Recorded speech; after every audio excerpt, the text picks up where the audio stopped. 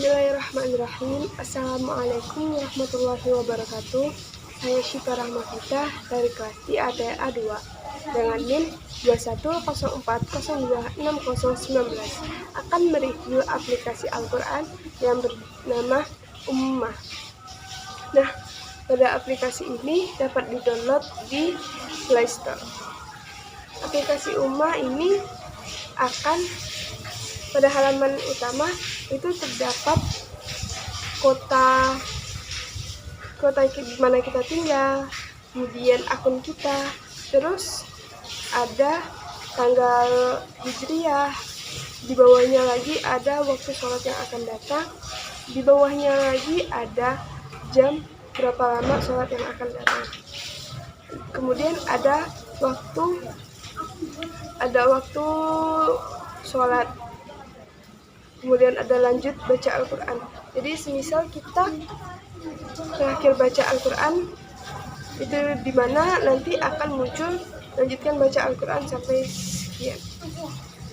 Kemudian di sini terdapat fitur sholat.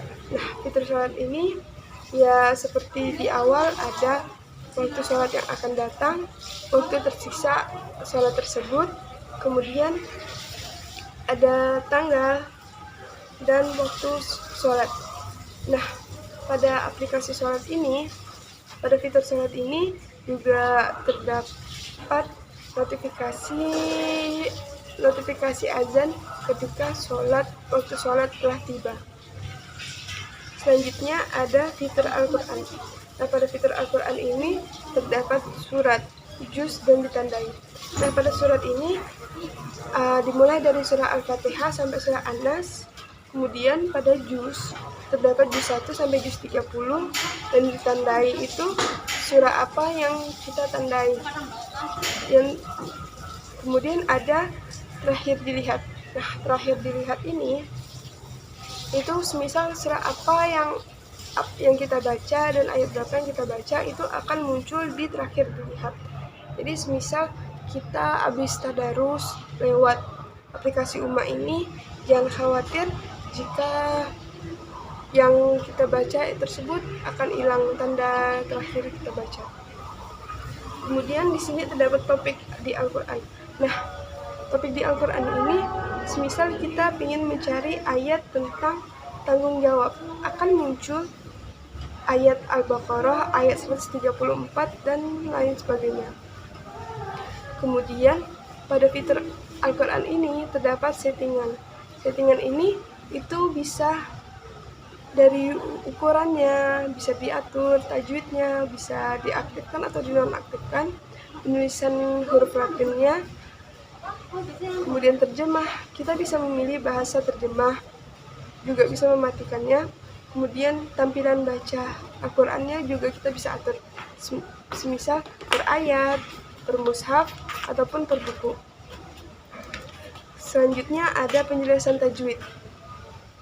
Kemudian ada notifikasi baca Al-Quran dan sebagainya. Selanjutnya ada fitur doa-doa. Nah, fitur doa-doa ini kita bisa mencari kategori doa apa yang ingin kita cari dan akan mendapatkannya. Kemudian ada semua doa-doa, banyak doa-doa. Kemudian ada konten. Nah, pada konten ini banyak video-video, hal yang trending, misi, live, kabar baik, gambar seperti poster, kajian Islami, terus video kajian, tanya jawab seperti misalnya kita ingin bertanya tentang keagamaan, ntar akan dijawab oleh orang yang lebih ahli. Selanjutnya ada lainnya. Di fitur lainnya ini ada My Iqra. Jadi itu di aplikasi ini di fitur ini kita bisa mengirim setoran Al-Quran dan target kita setoran Al-Quran dan sebagainya. Kemudian ada pasar syariah, swadaya.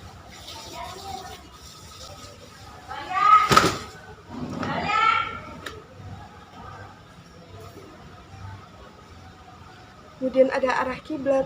Nah, jadi di sini kita bisa mencari arah kiblat sholat. Kemudian ada YouVoice yang berisi podcast-podcast kajian Islami, murotal, dan sebagainya. Kemudian ada YouGive. YouGive ini berisi tentang donasi. Jadi misal kita ingin berdonasi bisa di aplikasi Ummah ini. Kemudian selanjutnya ada YouForm.